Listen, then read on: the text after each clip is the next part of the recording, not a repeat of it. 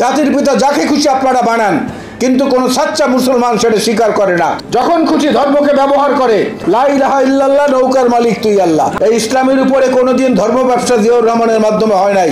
জিয়াউর রহমান সাহেবের শাহাদাত বরণের পরে মানিক মিয়া এভিনিউতে যে জানাজা হয়েছিল, ওই মানিক মিয়া এভিনিউতে আজকের এই ডিভাইডার ছিল না। এই ডিভাইডারও স্থাপন করা হয়েছে প্রতিহিংসার কারণে। সেদিন এই ডিভাইডারবিহীন মানিক মিয়া এভিনিউ মানুষের মাথা ছাড়া আর কোনো কিছু দেখা যায় নাই। এবং 80 বছরের বৃদ্ধ থেকে 8 বছরের শিশু পর্যন্ত কারো চোখ সেদিন অশ্রুবিহীন ছিল না। সেদিন গোটা বাংলাদেশ চলন্ত জানাজার নগরীতে পরিণত হয়েছিল। জিয়াউর রহমান সাহেব 19 দফার মধ্যে কি বলেছেন? যে ইসলাম ধর্ম সংখ্যাগরিষ্ঠ মানুষের ধর্ম এই দেশে। একই সঙ্গে অন্য ধর্মের যারা আছেন তারাও যাতে তাদের ধর্মীয় কর্মকাণ্ড স্বাধীনভাবে পালন করতে পারেন সেই নিশ্চয়তা প্রদান করা হবে। পবিত্র কোরআনে কালামেও তো তাই আছে যে তোমরা অন্য ধর্মকে গালি দিও না, তাহলে তারা আল্লাহকে গালি দিবে। এবং আরও বহু কথা এইভাবে আছে। জিয়াউর রহমান সাহেব একদিকে যেভাবে সংখ্যাগরিষ্ঠ মানুষের ধর্ম ইসলামকে সবচেয়ে বেশি গুরুত্ব দিয়েছেন, একই সঙ্গে গোপালগঞ্জের মতুয়া সম্প্রদায়ের সঙ্গে সম্পর্ক স্থাপন করেছেন।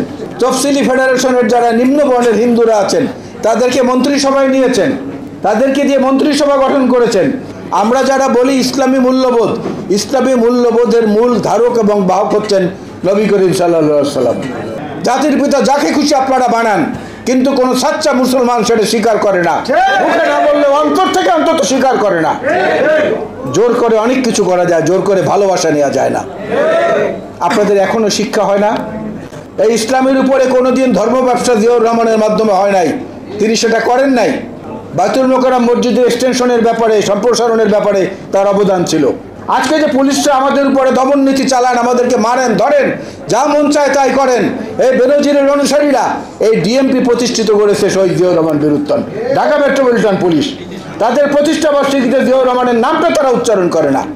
ঘৃণা বিদ্বেষ ছড়িয়ে সমাজকে বিভক্ত করা হয়েছে। যখন খুশি ধর্মকে ব্যবহার করে, যখন খুশি বলে লা ইলাহা ইল্লাল্লাহ, নৌকার মালিক তুই আল্লাহ, তখন আর ধর্ম নিরপেক্ষতা থাকে না। 7ই জানুয়ারি যে একটা ভুয়া নির্বাচন হলো, সেই নির্বাচনেও এই ভদ্র মহিলা বলেছে নূহ আলাইহিস সালামের নৌকায় ভোট দেন। মনে আছে আপনাদের? অর্থাৎ যেখানে ব্যবহার করা লাগবে ধর্মটাকে, সেইখানে নোংরাভাবে করেন, স্বার্থপরভাবে করেন। আর এমনিতে গিয়ে তখন আবার এখানে তিলক চন্দন দেন, আবার এইভাবে দাঁড়িয়ে থাকেন, আবার বলেন দুর্গা মা এবার নৌকায় এসেছে না হাতিতে এসেছে, ওগুলোও গিয়ে বলেন।